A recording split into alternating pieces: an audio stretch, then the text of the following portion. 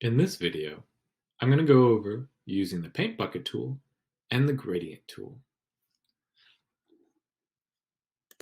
Over on the left side, we have our paint bucket tool. And if I click and drag on it, or click and hold on it, it shows us the different kinds of tools that it can be. It could be the paint bucket tool, or it can be the gradient tool. Both of those are keyed to the hotkey of G. For the paint bucket tool, all it does is it pours paint into an area. So I'm going to choose a bright color, and we can see that if I click on my color, it'll give me some options of different colors that I can choose, as well as I can choose what color is going to go in here by coming to things like my color swashes or a variety of other color choices. But I'm okay with violet. Then all I have to do is click somewhere on my background. I'm going to create a new layer first so that I don't accidentally paint my background.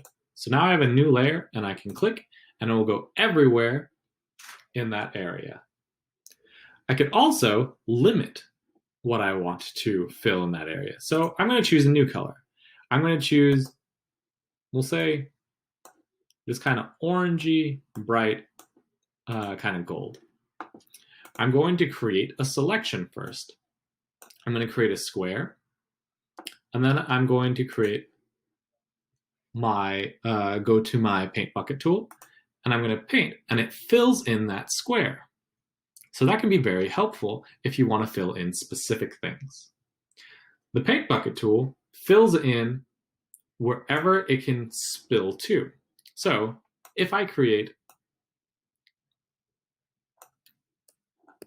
a new layer, and I'm going to create this layer, and I'm going to rasterize it so I can make edits to it, I can use the paint bucket tool while I'm on that layer to fill in different things.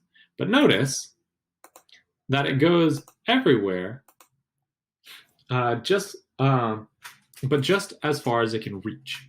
I'm going to turn off, or I'm going to turn on contiguous so that it pours in a section.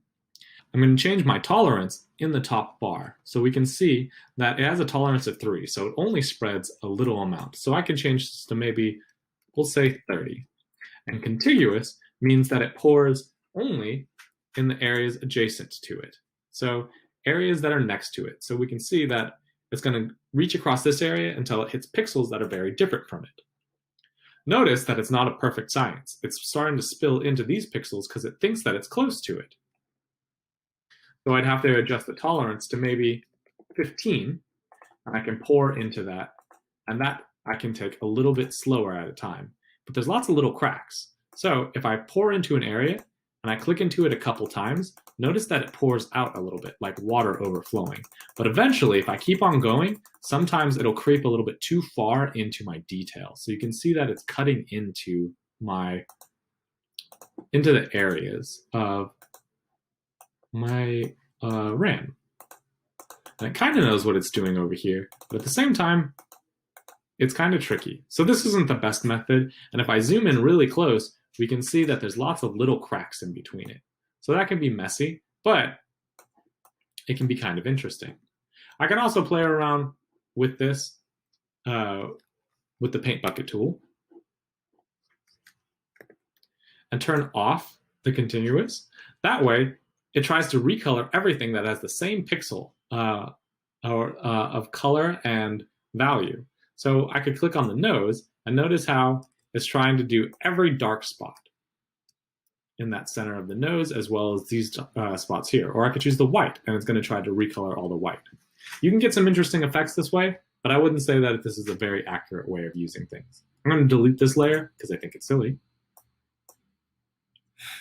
But we can use a different tool.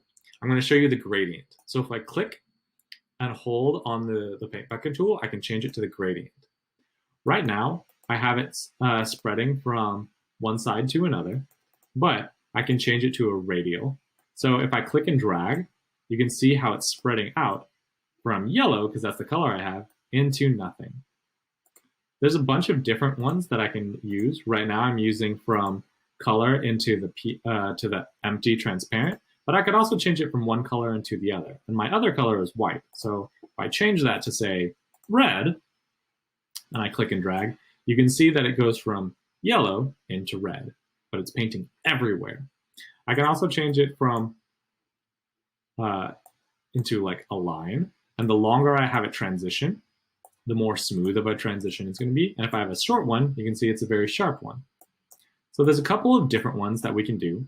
And you can edit the properties by clicking onto here and editing where things change, how far it changes, as well as the opacity. I'm going to change the opacity down a lot.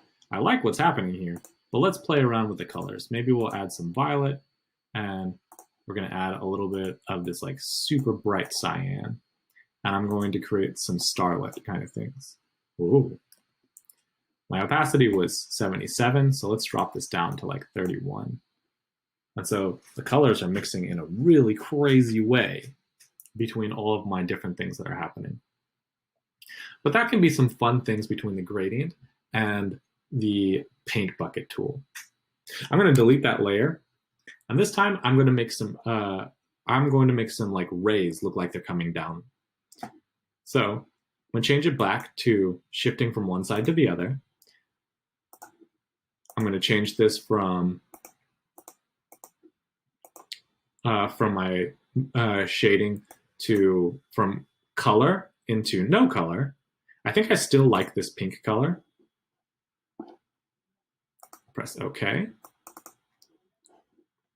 But this time, what I'm going to do is I'm going to create some rays. So I've got one, and I'm going to add on to it, 2, and I'm going to create a third one, 3. So these are my selections.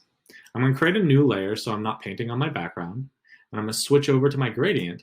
And this time, when I create my transition, you can see that it only pours exactly where I created. So I have these like nice subtle rays, and I want to make them fade a little bit more. So there we go. And I can come to select and deselect. And we can see that that is a very easy way to use gradients as well as selections to create interesting designs.